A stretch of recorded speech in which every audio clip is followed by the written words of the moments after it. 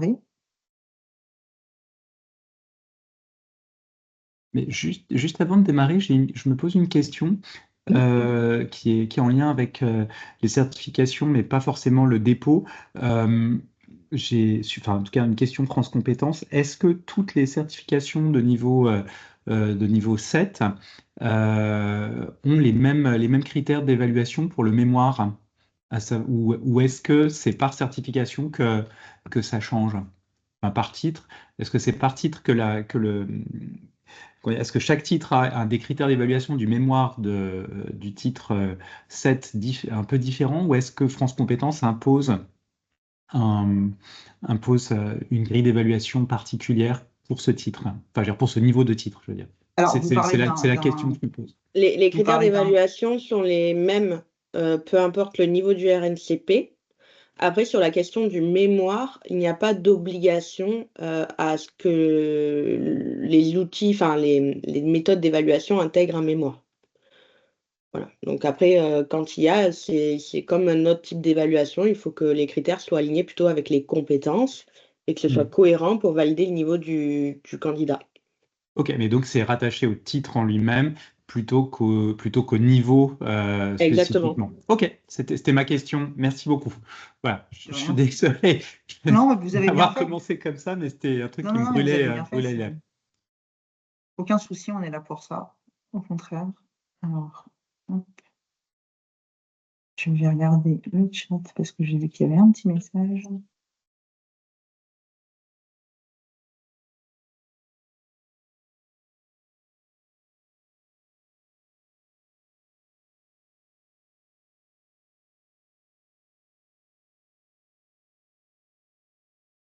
On va encore attendre 2 petites secondes, si ça ne vous dérange pas, et puis ensuite on va démarrer en se présentant.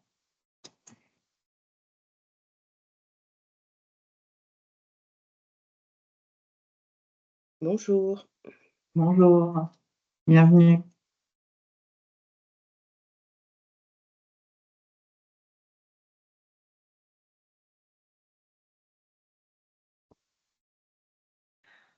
Alice, est-ce que C'est tu es moi. prête? Oui. On démarre. Bien, Allez. bonjour à toutes et à tous pour cette session de webinaire que nous lançons au cœur des certifications. Avant de démarrer au cœur du sujet qui nous concerne aujourd'hui, je vois pas mal de noms dans la liste des inscrits qu'on connaît, donc je voulais juste, pour ceux qui ne connaissent pas encore, vous rappeler que Edway Advisory, c'est un cabinet de conseil spécialisé dans l'enseignement supérieur et la recherche, que nous avons 4 pôles d'activité, une activité en stratégie, une activité en info et data avec la newsletter qui sort toutes les semaines, l'essentiel du SUP, un pôle chasse, alors rassurez-vous, pas de chasse violente, mais on accompagne les écoles, les organismes de formation pour trouver les bonnes personnes au bon poste, et le pôle qualité et accréditation auquel j'appartiens avec Anne-Lise aujourd'hui, et on accompagne les organismes de formation et les écoles dans le dépôt ou le redépôt des titres RS, RNCP, les visas du ministère, avec les grades bien sûr, et également toutes les accréditations internationales. Voilà, pour faire une présentation très rapide. Et nous sommes ravis donc de vous retrouver aujourd'hui pour cette série de webinaires qu'on lance cette année, qui s'appelle Au cœur des certifications, dont le premier porte sur les nouvelles règles de France Compétences. Anne-Lise va l'animer principalement, et n'hésitez pas, si vous avez des questions, à les poser directement dans le chat, je garde l'œil dessus, ou à prendre la parole en levant la main, on vous la donnera sans aucun problème. Au contraire, c'est un temps d'échange, donc il ne faut pas hésiter à nous solliciter. Anne-Lise, je te laisse prendre la main et la parole. Alors du coup, je m'appelle Anne-Lise Martinan, je travaille chez Edway Advisory Q&A pour accompagner tous les porteurs de projets sur la reconnaissance de leur certification ORS ou au RNCP, que ce soit sur des demandes initiales, des renouvellements ou même juste porter un regard sur votre dossier. Ce qu'on va voir ensemble aujourd'hui notamment, ça impacte un petit peu toutes les catégories. Donc peu importe où vous en êtes dans votre projet, vous trouverez des réponses, et comme l'a dit Vanessa, N'hésitez pas à nous poser des questions dans le chat, je me ferai un plaisir d'y répondre. Je redonne la main.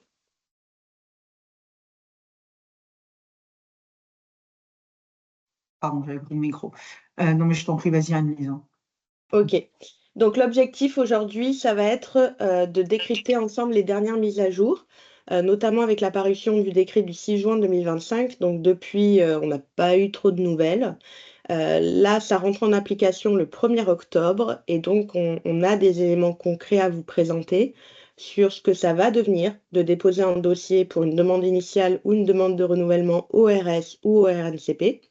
Donc on va balayer ensemble tous les changements et surtout vous donner des outils et des bonnes pratiques concrètes pour sécuriser vos projets.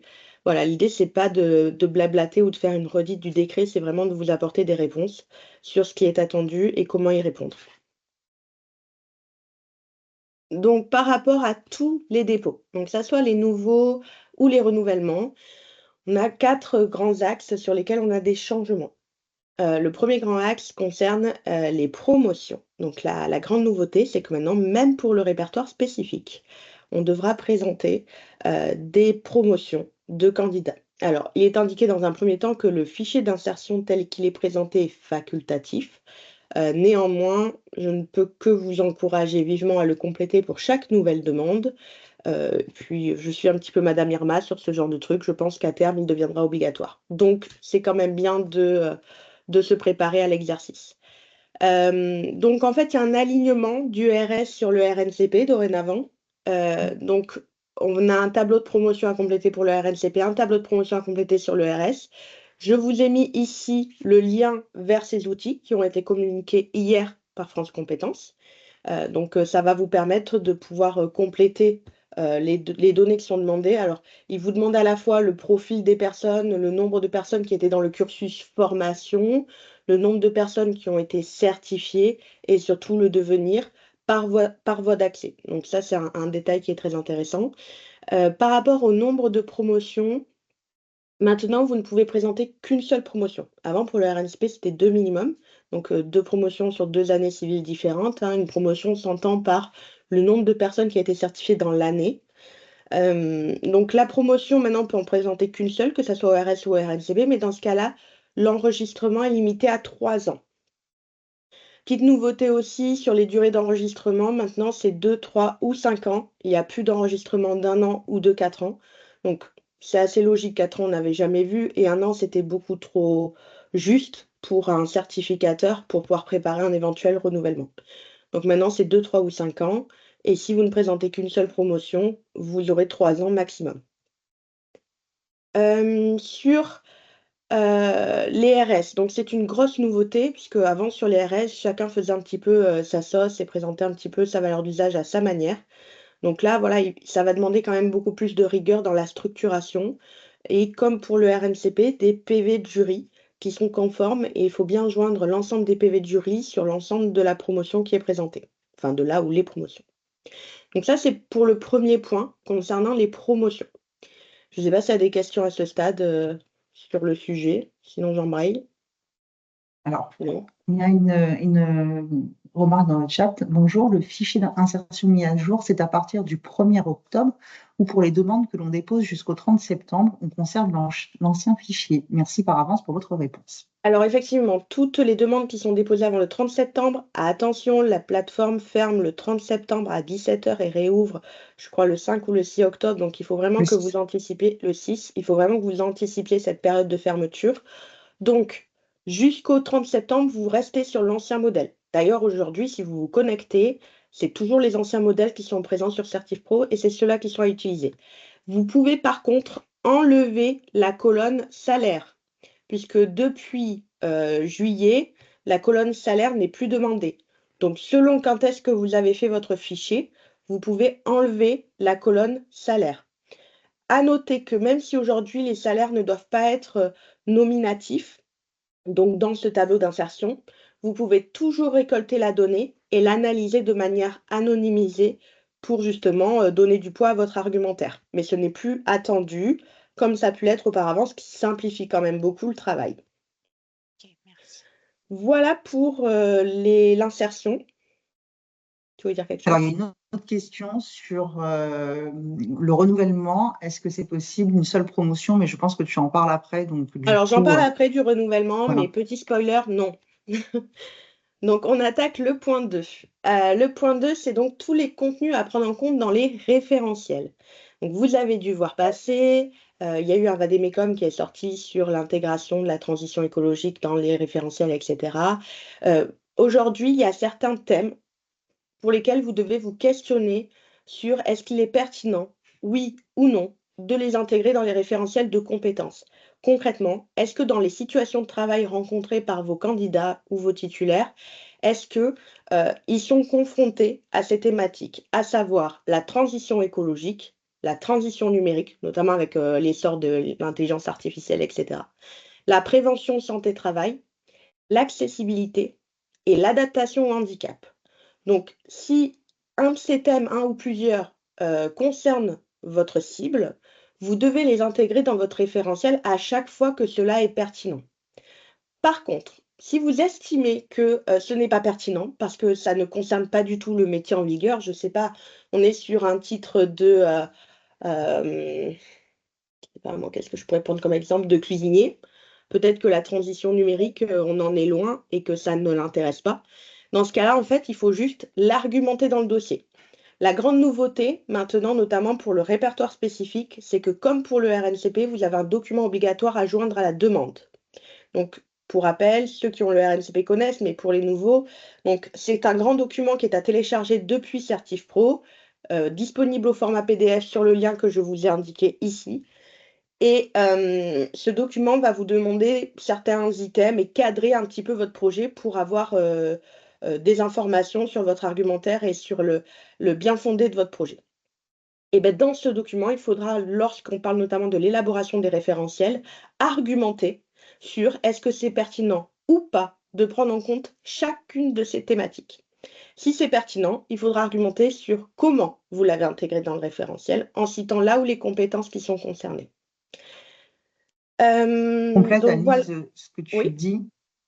Je complète juste ce que tu dis, vas-y, c'est-à-dire vas-y. qu'en fait, ce que France Compétences attend, c'est notamment pour les métiers où il y a un réel risque que ce soit bien pris en compte, en fait.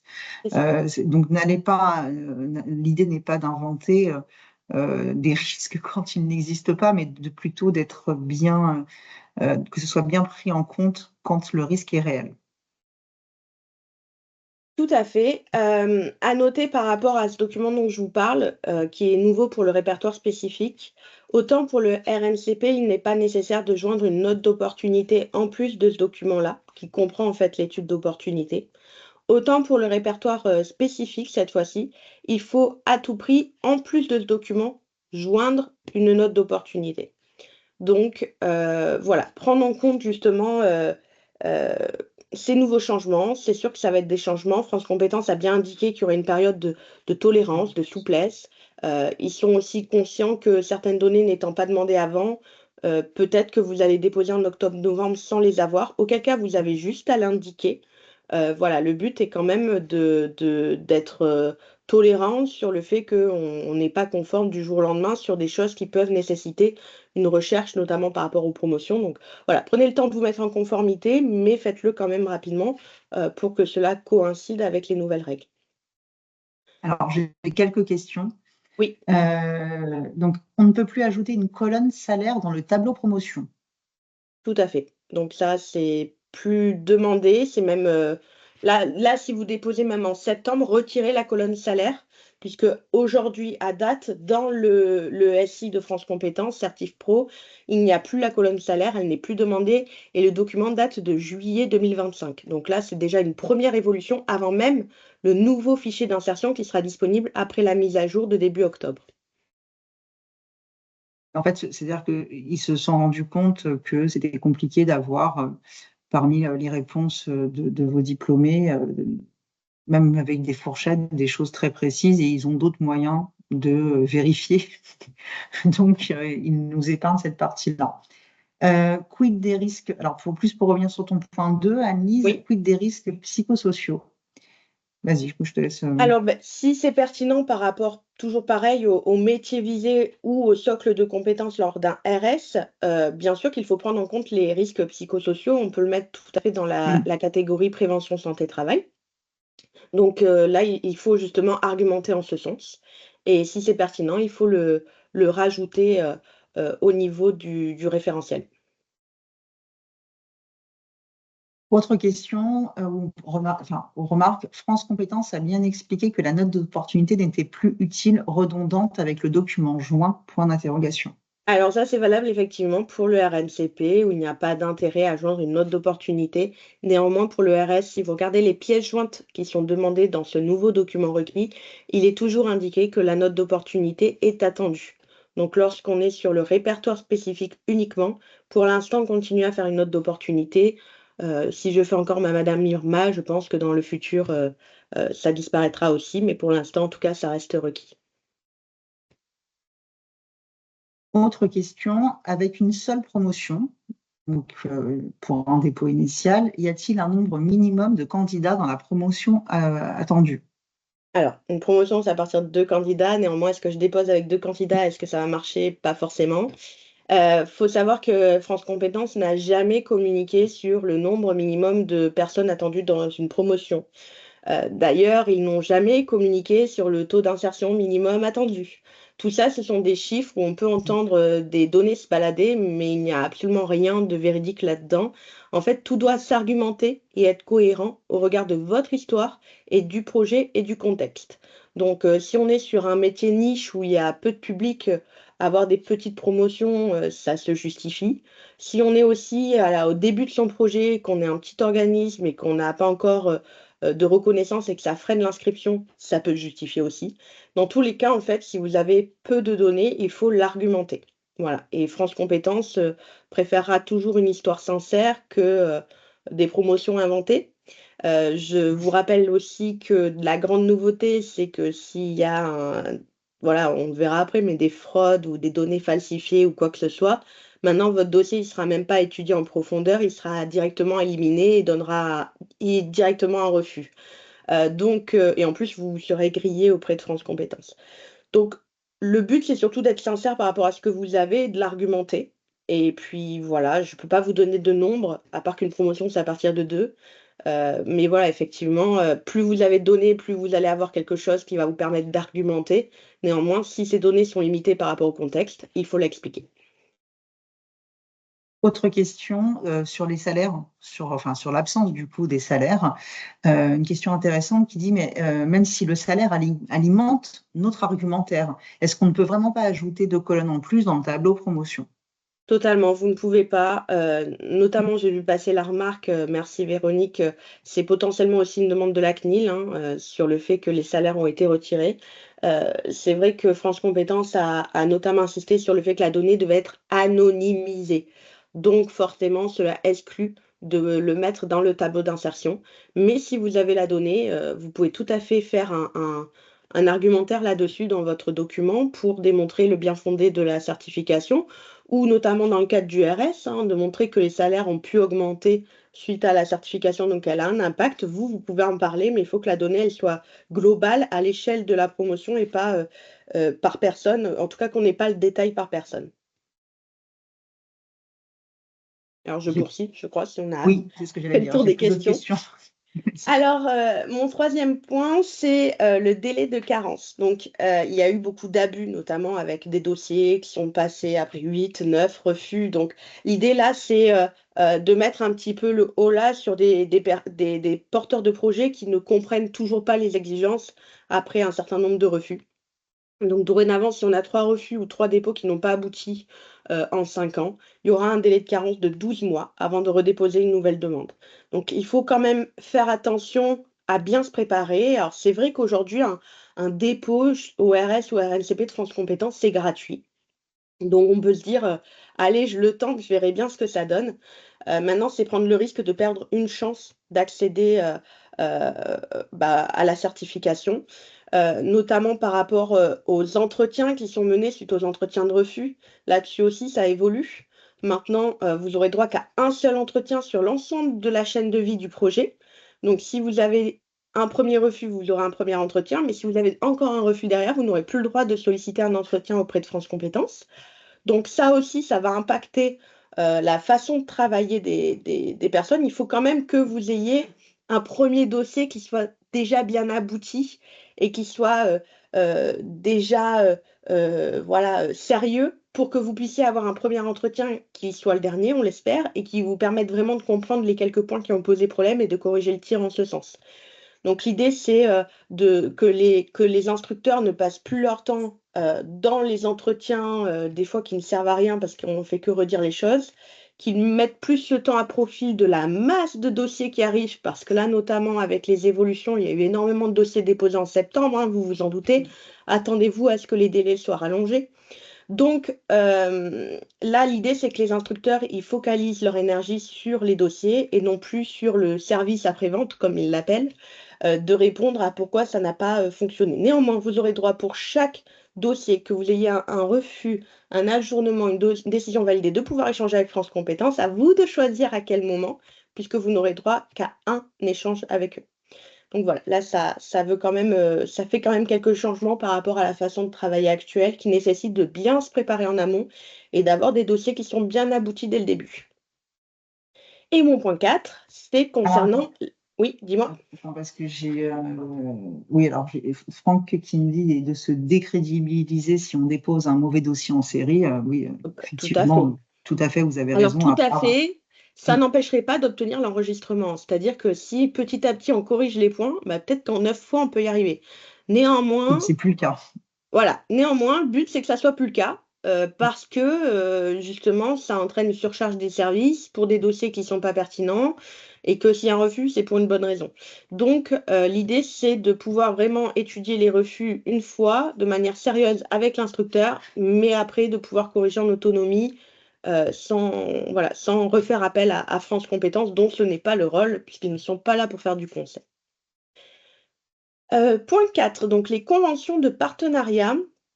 Maintenant, oblige 10 mentions obligatoires concernant l'objet, le périmètre, est-ce qu'il y a autorisation ou non de sous-traitance, quels sont les moyens financiers, comment vous allez encadrer vos partenaires. Donc, il y a toute une liste d'items qui sont obligatoires dorénavant dans les conventions de partenariat. C'est vrai que jusqu'à présent, ce n'était pas forcément une pièce qu'on joignait au dossier, notamment quand on n'avait pas encore de partenaire.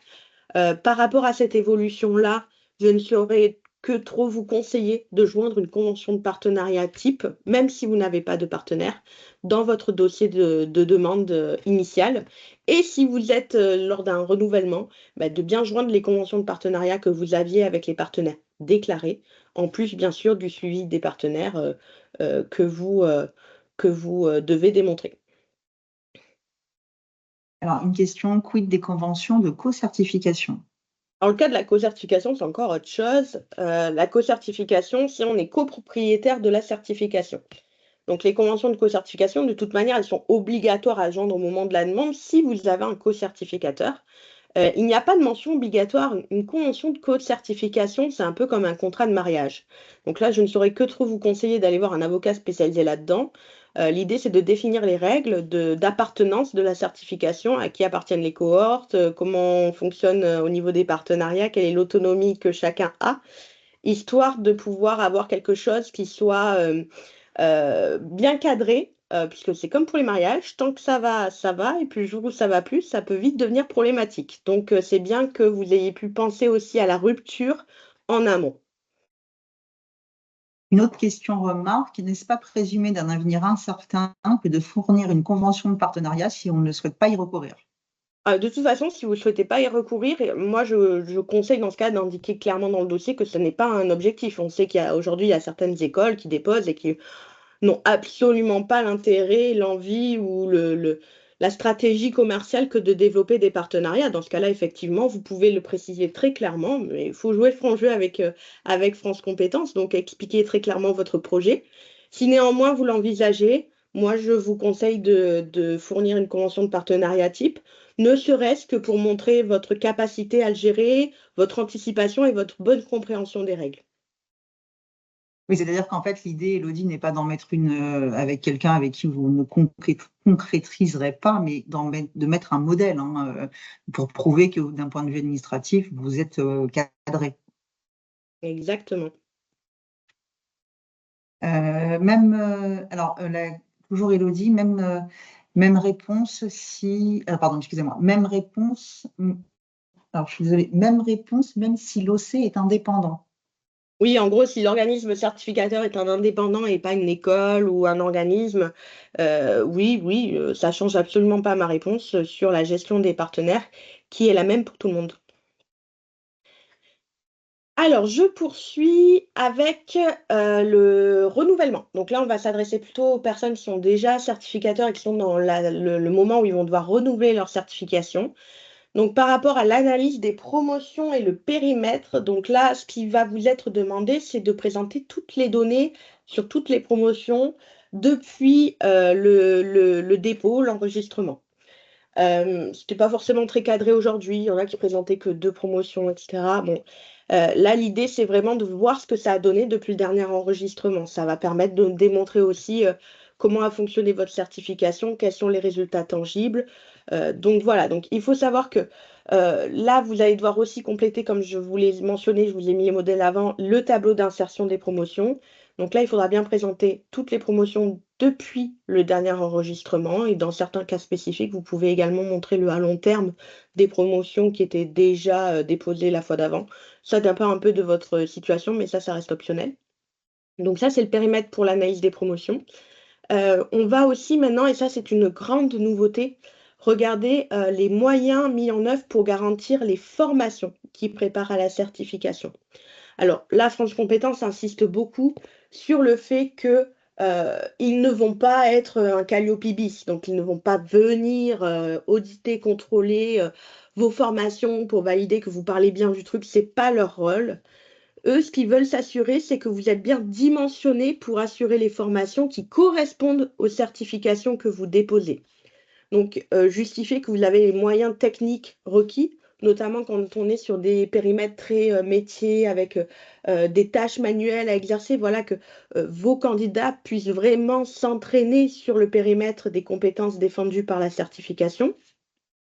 Les moyens pédagogiques, c'est-à-dire qui sont les formateurs, quels sont leurs profils, sont-ils vraiment compétents pour intervenir? Encore une fois, on ne se substitue pas à Calliope.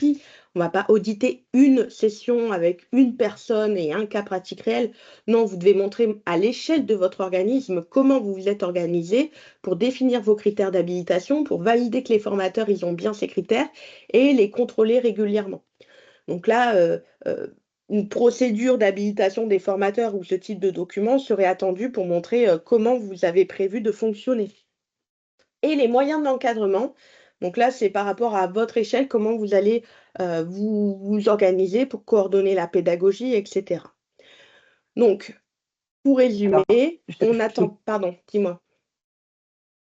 Je te coupe parce qu'il y a Vas-y. enfin, fini peut-être le point. Je pensais que tu avais fini, excuse-moi. Pas de souci. Juste, je voulais dire, donc, pour résumer, on n'est pas là pour montrer des photos de sa salle de classe, c'est pas ce qui intéresse. On est là pour montrer qu'on a créé une formation qui prépare bien au périmètre de la certification et bien qu'au périmètre de la certification. Et que on a prévu tous les outils et moyens pédagogiques nécessaires, y compris les formateurs, pour que notre stagiaire qui deviendra candidat puisse se préparer efficacement à la certification. Et cela peut aussi comprendre des examens blancs pour justement prouver qu'il y a un vrai entraînement qui est fait par rapport à la certification. Je t'écoute, Vanessa.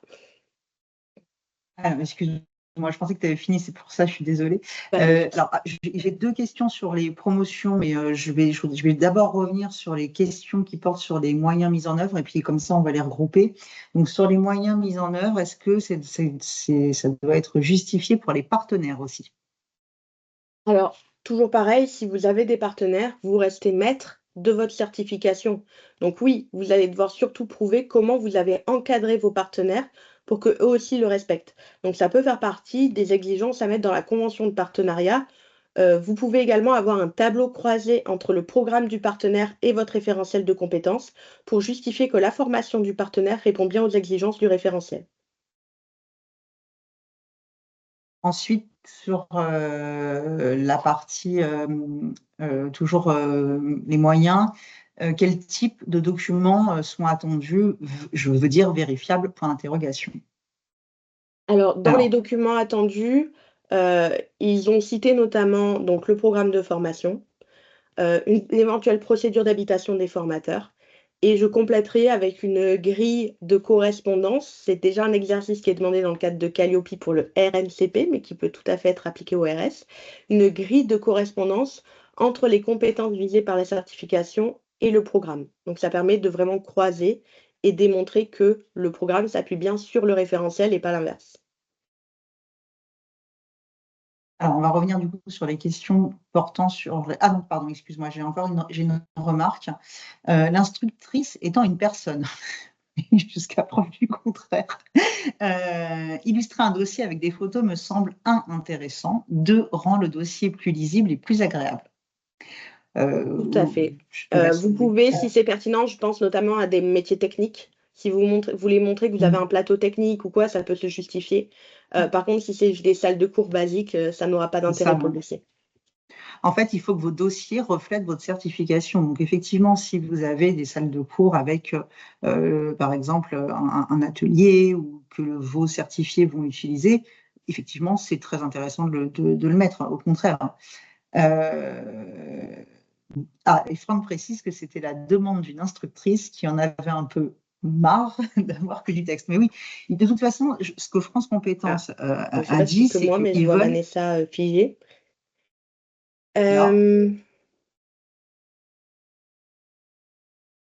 C'était moi qui étais partie? Non, mais moi, je suis là, mais… Ok, ça avait bugué de mon côté. Ok, du coup, je me suis arrêtée de parler. T'as bien fait, moi aussi. Oui. Du coup, j'ai vu la remarque et ça fait écho avec ce que France Compétences nous a dit aussi sur le fait que ils n'ont pas envie d'avoir un dossier impersonnel avec que des tableurs Excel. Et voilà, l'idée, c'est d'avoir une histoire à raconter. Il faut que quand vous déposez votre projet, vous parliez vraiment de qui vous êtes, de votre histoire, de votre projet, et de manière sincère, d'expliquer voilà, pourquoi vous avez été amené à déposer cette certification, quels sont les enjeux, etc. Donc vous pouvez parler de manière totalement sincère et donc mettre des illustrations si c'est pertinent, bien sûr. Oui, ils ont beaucoup parlé de cette notion de sincérité. Une question de Sabine sur les documents pour les moyens matériels. Est-ce que des documents financiers sont attendus comme pour le MESRI? Non. Non, c'est pas ce qui… En fait, ce qui a été dit, c'est que c'est d'éclairer France Compétences sur les moyens mis en œuvre à un niveau relativement haut. On n'est pas sur du détail. Vous le faites déjà via Calliope, tout ça, en fait, au final. Donc, c'est déjà des choses que vous avez l'habitude de faire. Ils ne sont pas là pour contrôler plus. Ils n'ont pas les moyens, de toute façon, de le faire. Et ce n'est pas leur objectif. Leur objectif, c'est de voir que tout est lié et corrélé. Alors, j'aimerais juste revenir, si ça ne te dérange pas, Anne-Lise, sur… Mélanie, merci d'apporter de l'eau à mon moulin. Votre dossier doit être beau, je suis d'accord. Je voudrais juste revenir sur cette histoire, Anne-Lise, si ça ne te dérange pas, des promotions, parce qu'on a eu 2 questions. Oui. Donc, la première question remarque, j'ai cru voir qu'il faudrait déclarer chaque année les promos. Déjà, le Vademecum indiquait qu'il fallait déclarer les promos tous les 2 ans, ce qui n'est pas respecté, il me semble.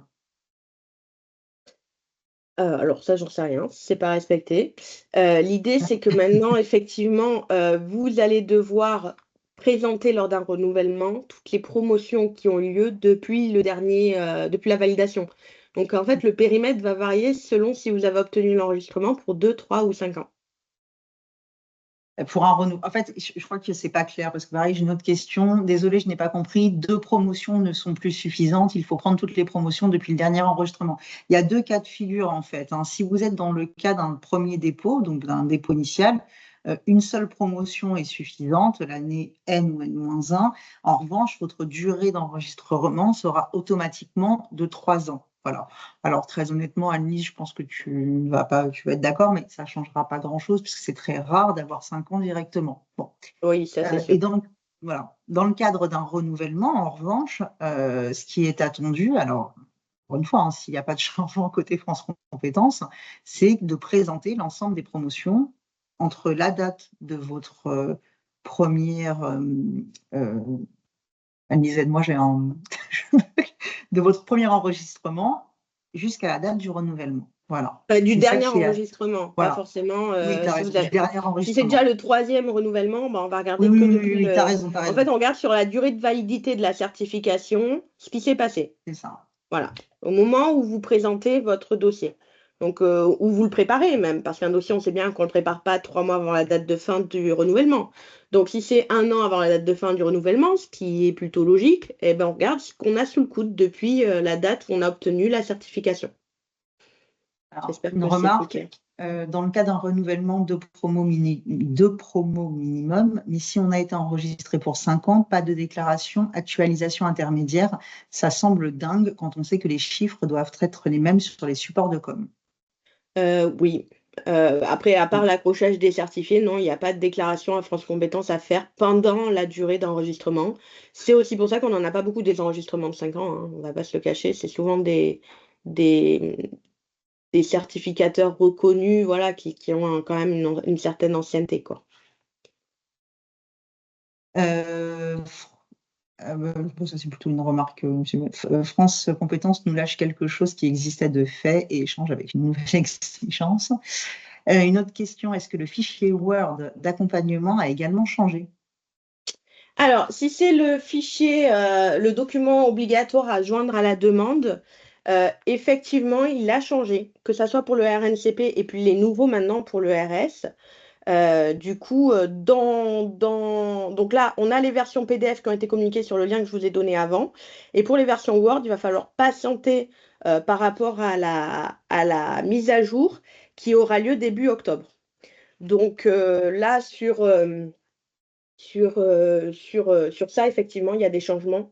C'est ce que je vous disais, hein, notamment pour le RS, le document fait son apparition. Et attention, pour le RNCP, il a changé. Mais rassurez-vous, il change à partir du 1er octobre. Tous les dossiers que vous déposez au 30 septembre sont toujours sous l'ancien modèle, hein. Il n'y a pas de souci.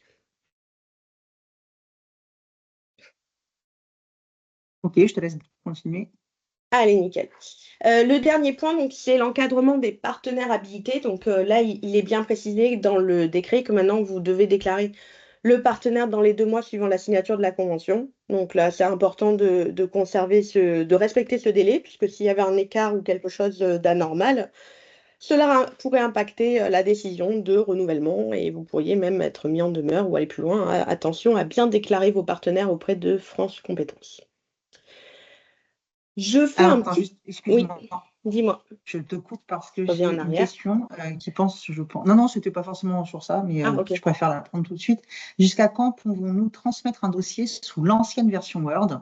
On a un dossier quasi finalisé. Il ne manque qu'un élément que nous attendons d'un directeur, mais à mon avis, c'est pour début octobre. 3 petits points. Alors, normalement, je vous dirais jusqu'au Non. 30 septembre 17h. Attention, la plateforme, elle est fermée du 30 septembre 17h jusqu'au 6 octobre.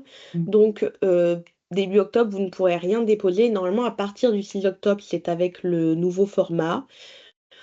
France Compétences a annoncé une petite zone de souplesse et de tolérance. Maintenant, je ne suis pas à leur place, donc je ne peux pas vous dire avec exactitude que si vous déposez le dossier le 7 octobre, il sera accepté.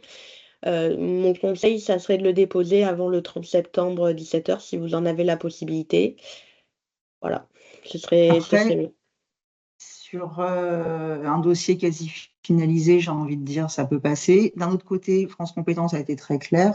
Ils attendent aussi de la transparence, donc vous pouvez aussi peut-être les contacter directement en leur expliquant votre situation. Je pense que c'est toujours la même chose. Plus il y a de liens et de transparence entre vous et France Compétences, mieux les choses se déroulent aussi. Oui, vous pouvez joindre un courrier à votre demande, expliquant votre situation Mm. et en expliquant que vous n'avez pas pu déposer avant pour les raisons, voilà, mais dans ce cas-là, faites-le vraiment début octobre, quoi, n'attendez pas trop. Il y a une autre question qui m'avait échappé et qui peut être intéressante pour tout le monde. Alors, attention, Alice, t'es prête? Quid d'un titre renouvelé en 2022 qui portait sur les promos 18 et 19? Ne faut-il pas, dans le dossier de renouvellement à venir, traiter des promos de 2020 à 2024? Alors, si je réponds à la question par rapport à la règle, je dirais que non, il faut traiter que depuis 2022. Néanmoins, si vous rajoutez les promos 2020 et 2021 en expliquant pourquoi, vous ne serez pas pénalisé. Donc, vous pouvez le faire. Maintenant, ce qui est attendu, c'est surtout depuis 2022, donc depuis la validation du titre. Maintenant, si elles n'ont pas été présentées et qu'elles n'étaient pas dedans, je trouve effectivement que ça pourrait être pertinent de les mettre. Donc, vous pouvez l'expliquer, comme je vous dis, d'expliquer à France Compétences dans un argumentaire pourquoi vous avez choisi ce périmètre et ça ne Oui, puis pourra pas vous pénaliser dans la validation du dossier. Voilà. je te laisse poursuivre. J'ai fait une petite slide par rapport aux partenaires habilités parce que justement, par rapport aux partenaires habilités, parce que justement, nous avons constaté parmi des clients ou des non-clients que souvent il y avait des questions à ce sujet et un manque de maîtrise sur ce qui était attendu. D'autant plus que dans le décret du 6 juin, il a été explicitement mentionné des règles. Donc, je pense que c'est intéressant que vous les connaissiez parce qu'aussi votre rôle en tant que certificateur, bah, comme je l'ai dit, c'est d'encadrer vos partenaires, c'est de les sensibiliser à ces règles parce que si vos partenaires font n'importe quoi, les conséquences, elles se répercuteront sur vous. Donc, il est très important que vous puissiez les connaître et les transmettre. Donc, je rappelle qu'on a deux types de partenariats. Les préparateurs à la certification, donc ceux qui dispensent la formation avant le passage de l'examen, et les évaluateurs, donc ceux qui organisent la session d'examen. On peut être aussi les deux, ok? Donc, par rapport aux préparateurs à la certification, il est indiqué que les programmes de formation, et c'est valable pour vous aussi d'ailleurs, doivent utiliser l'intitulé exact de la certification ou du bloc. Alors à ce sujet, France Compétences ajoute que c'est l'intitulé exact, mais que vous pouvez ajouter quelques éléments contextuels tant que le sujet principal reste l'intitulé exact. Bon, chacun fera ce qu'il veut derrière. Mon conseil, c'est de rester quand même très proche de l'intitulé exact pour ne pas avoir de problème. D'avoir une adéquation exacte avec les compétences du référentiel. Donc, comme je vous l'indiquais, ce serait très bien si vous pouviez présenter une grille de correspondance entre votre certification et le programme de chaque partenaire, histoire de démontrer que vous avez validé, notamment en amont de la validation du partenariat, que le programme de formation correspondait tout à fait à votre référentiel de compétences. Et de respecter les durées minimales, stages, modalités imposées. Donc là, on est par rapport à vous en tant que certificateur, vous avez la possibilité d'imposer à votre partenaire des durées minimales ou maximales de formation, des périodes de stage, des modalités type présentiel, distanciel. C'est vraiment vous qui allez cadrer aussi comment vous voulez qu'il prépare les candidats à votre certification et ça doit être cohérent. Comme je le disais tout à l'heure par rapport aux moyens pédagogiques, si on est sur un référentiel très technique, très métier avec des mises en situation, avoir une formation complètement à distance peut paraître un petit peu, voire complètement pas adapté. Donc voilà, c'est à vous aussi de réfléchir à la modalité pour qu'elle soit cohérente par rapport à ce que vous visez. Concernant les évaluateurs, il faut que l'évaluation elle soit 100% conforme sur le référentiel d'évaluation et notamment votre règlement de certification que vous aurez déposé. Donc là, c'est à vous aussi de préparer votre partenaire pour qu'il respecte cela et pour le contrôler aussi, mettre en place des moyens qui vont vous permettre de vérifier qu'il respecte ces conditions et qu'il ne fait pas n'importe quoi. Ça peut être des audits, ça peut être des contrôles aussi sur pièces. Voilà, il faut absolument que vous ayez cet encadrement-là de votre réseau de partenaires parce qu'effectivement, ça reste un levier financier intéressant en tant que certificateur, on le sait, mais voilà, il faut que ça reste raisonné, encadré. Notamment, on peut se questionner quand vous avez un nombre de partenaires qui est qui est énorme, de se demander comment vous contrôlez tout ça. Donc, c'est à vous aussi de démontrer à France Compétences les moyens que vous avez mis en place pour encadrer, contrôler vos partenaires. Et Alors, attention, je finis avec ça, si les évaluateurs il prépare aussi à la certification, il n'a le droit d'évaluer que les candidats qu'il a formés. Il n'a pas le droit d'évaluer des candidats qu'il n'aurait pas formés. Donc voilà, là, ça permet aussi d'encadrer le périmètre que peut avoir un partenariat. Dis-moi.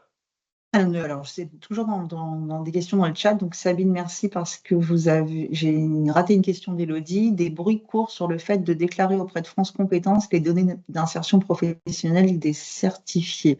Alors, moi, les bruits qui courent, honnêtement, on est là pour vous donner des informations qui sont certaines, voilà, qu'on a eu de France Compétences.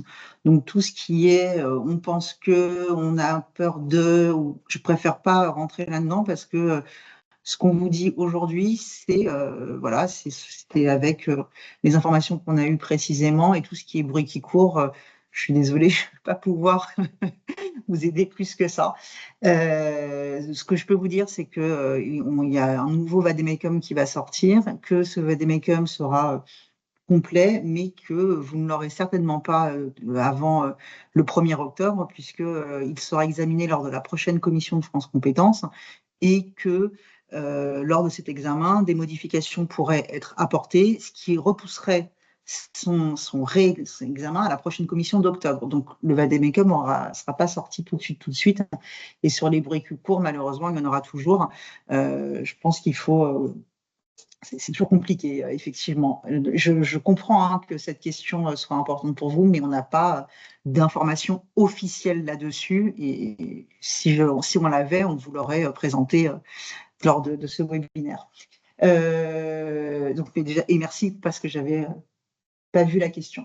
Il y en a pas mal. Alors, hop, je remonte. Franck, une certification. Donc, pour revenir sur ce que tu disais, une certification porte un nom de métier, mais peut viser un ensemble de métiers.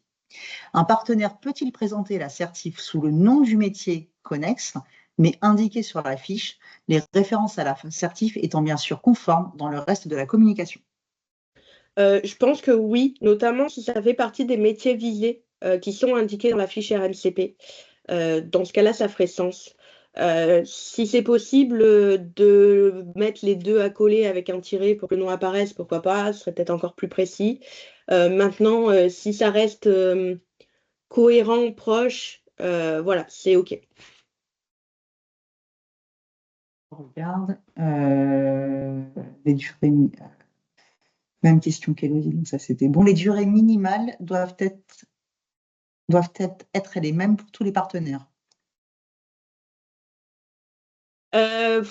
Alors là-dessus, ça n'a pas été communiqué. Maintenant, ce serait étrange de ne pas imposer la même durée minimale à tous ces partenaires. En gros, si vous imposez des fois des conditions particulières qui peuvent s'argumenter au regard d'une raison logique et argumentée, vous avez le droit d'avoir des conditions différentes avec vos partenaires. Maintenant, c'est vrai que je ne vois pas pourquoi, là comme ça, hein, à brûle-pourpoint, je ne vois pas pourquoi la durée pourrait être variable selon les partenaires. Si c'est lié à une modalité, peut-être, ça peut s'argumenter. Et dans ce cas-là, bah, je conseillerais plutôt de faire apparaître dans toutes les conventions les mêmes modalités du style la durée par rapport à du e-learning, du présentiel, du mixte. Voilà, ça pourrait être pertinent, mais dans ce cas, ce serait bien de le mettre pour tout le monde, en fait. J'ai plus pour l'instant, de questions. Allez, eh bien, je continue. Alors, dans ce décret, on retrouve aussi tout un volet sur les contrôles et les sanctions qui sont renforcés par France Compétences. Alors, au niveau des contrôles, ils pourront avoir lieu sur pièce. France Compétences a bien dit qu'ils restaient très discrets sur le nombre de contrôleurs qu'ils ont à leur disposition. Sachez aussi que ça introduit le fait que les contrôles pouvaient être réalisés par tiers mandatés. Donc ça peut aussi augmenter drastiquement le nombre de contrôles si ils viennent à désigner une société privée, par exemple, pour réaliser les contrôles. C'est pas encore le cas, mais ça pourrait l'être. Du coup, ça a été introduit dans le décret. Si les contrôles ont lieu, donc ils seront que sur pièce, vous aurez un délai pour transmettre les pièces qui sont demandées. Et là, bien sûr, il faudra être réactif. D'où l'idée d'avoir quelque chose de très structuré. Et quand vous déposez un projet de certification, alors on sait que la demande d'enregistrement, que ce soit ORS ou RNCP, demande beaucoup de temps, d'énergie, et déjà il y a beaucoup d'éléments à fournir. Maintenant, c'est bien aussi pendant ce temps-là de se projeter sur du concret, sur comment vous allez organiser la suite derrière d'un point de vue opérationnel, et donc de ne pas se limiter que à la construction des pièces attendues dans le dossier, mais de commencer à réfléchir à la réalité opérationnelle de votre certification. Il existe aujourd'hui de très bons logiciels qui peuvent vous aider à gérer de manière concrète et à suivre régulièrement votre certification. Donc, n'hésitez pas voilà, à réfléchir aussi la partie organisation. L'idée, c'est que si vous avez un contrôle, vous puissiez rapidement envoyer les pièces sans stress, parce que vous savez que de toute façon, tout est géré correctement en interne. C'est un peu la même logique que pour Calliope d'ailleurs. Au niveau des erreurs possibles, donc j'en parlais un petit peu au tout début, si dans votre dossier, il constate des informations trompeuses ou inexactes, s'il constate du plagiat, alors ça, c'est un risque, parce que notamment si, quand vous travaillez votre référentiel, vous regardez un petit peu trop celui des concurrents, vous serez peut-être tenté de développer des choses qui se ressemblent un peu trop. Donc moi, mon plus gros conseil en termes d'ingénierie de certification, c'est lorsque vous travaillez votre référentiel, c'est de le travailler vous, avec vos besoins, avec les besoins du marché, et de ne pas regarder le concurrent dans un premier temps. C'est vraiment de faire ce que vous estimez juste, correct, nécessaire au regard de ce qui est attendu sur le marché. Et dans un second temps, de regarder un petit peu ce qui a été fait. Ça peut permettre d'étoffer, certes, mais au moins vous aurez quelque chose d'authentique que vous aurez travaillé vous, avec vos besoins, et qui sera, voilà, qui sera pas plagié. Si vous ne respectez pas lors d'un renouvellement tout ce que vous vous étiez engagé à faire, bah pareil, toutes ces raisons-là, elles peuvent avoir plusieurs conséquences. Déjà, un refus d'enregistrement immédiat si on est sur le processus d'enregistrement. Si on est sur un contrôle pendant la durée de vie de la certification, ça peut être une mise en demeure qui peut aller jusqu'à la suppression de l'enregistrement RSRNCP. L'interdiction de déposer un nouveau projet pendant un maximum 2 ans. Donc, ce sont quand même des conséquences qui peuvent être lourdes pour votre organisme de formation, notamment si votre stratégie commerciale repose sur le fait d'avoir ces titres. Donc voilà, je ne saurais que trop vous conseiller de vous mettre très rapidement en conformité, de faire les choses sérieusement tout au long de la vie de la certification pour éviter les désagréments et surtout aborder sereinement les contrôles. Voilà, il n'y a pas lieu de stresser quand on fait bien les choses. Voilà. Juste pour rappel, les contrôles ont déjà été mis en place. Hein. Donc, il y a déjà, depuis l'apparition du décret, il y a déjà eu des contrôles. Le directeur de France Compétences l'a bien rappelé. Une question, des suggestions, s'il vous plaît, de logiciels outils par rapport à ce que tu viens. Alors moi, personnellement, je suis une grande fan de Digiform Assertif, que je ne peux que vous conseiller, qui est très sérieux. Ils ont en plus mis en place un outil qui s'appelle Accroche-toi, qui vous permet de faire l'accrochage des certifiés. Je rappelle à quel point c'est important de déclarer les certifiés dans les 2 mois suivant l'obtention de la certification. Si vous ne le faites pas, pareil, vous pourriez aller jusqu'à la suspension de votre certification. Donc voilà, il faut étudier toutes ces solutions-là qui peuvent vous faire gagner du temps. Alors certes, c'est un coût, mais derrière, ça, en termes de traçabilité, c'est quand même très efficace. J'ai pas d'autres questions. Voilà, bah écoute, c'est le moment des questions. Donc, si là, il vous vient autre chose, c'est le moment. Si voilà, vous avez encore des petits sujets qu'on n'a pas abordés, des petites questions un peu précises, des choses que vous voulez qu'on évoque, c'est le moment de profiter qu'on est là. Et puis, s'il n'y a rien de plus, on va vous laisser. Hein. Alors, Dove Pro Certif, merci. Avec plaisir, merci, mille merci, avec grand plaisir. Merci à vous pour vos questions tout au long de ce webinaire qui nous ont permis aussi de rebondir et de le rendre vivant. Écoute, je pense, Annie, que tu as été très claire parce que je ne vois pas de questions. Ah, doit-on être si, Calliope ? Sabine. Sabine, doit-on, mais c'est une bonne question, effectivement. Doit-on être Calliope pour déposer ? C'est une bonne question, Sabine. Ben, aujourd'hui, il n'y a pas d'obligation à être Calliope pour déposer une certification. Vous avez une obligation de Calliope pour avoir un CFA et faire de l'alternance. Une question de Christelle qui est intéressante parce que France Compétences en a parlé aussi. Si les taux de réponse des certifiés en quête d'insertion est faible, est-ce dommageable ? S'il vous plaît, merci. Alors, merci Christelle pour la question. Effectivement, on va aborder ce point. Donc, France Compétences a bien insisté sur le fait qu'il y avait une obligation de moyens et non de résultats. Donc, l'idée, c'est surtout Mm. d'expliquer toutes les étapes que vous avez mises en place pour recueillir cette donnée. Donc, de montrer quand même que vous avez déployé tous les moyens qui étaient en votre possession. Et si vous n'avez pas un taux de réponse satisfaisant, bah, potentiellement de l'expliquer, de l'analyser et de peut-être expliquer à France Compétences les moyens que vous comptez mettre en place pour le renforcer sur les promotions à venir. Mais en tout cas, ils ont forcément insisté sur le fait qu'ils préféraient quelque chose de sincère, d'honnête, même avec un taux de réponse plus faible, que des données inventées. Donc voilà, faites avec ce que vous avez, argumentez bien, et voilà, vous aurez quelque chose de tout à fait conforme à leurs attentes. D'accord, merci beaucoup. Est-ce qu'il y a d'autres questions? Sinon, moi, sinon, moi, je voudrais terminer sur. Je sais que ce nouveau décret engendre parfois beaucoup de questions, beaucoup d'angoisse, beaucoup d'interrogations, et j'aimerais transmettre un peu ce que France Compétences nous a redit récemment. C'est le mot d'ordre, c'est pas d'inquiétude, de rester honnête et transparent dans vos dossiers et dans vos dépôts, et de rester dans la sincérité. Voilà, ce ne sont pas mes mots, je vous les transmets, parce que je pense que c'est important que vous les entendiez aussi.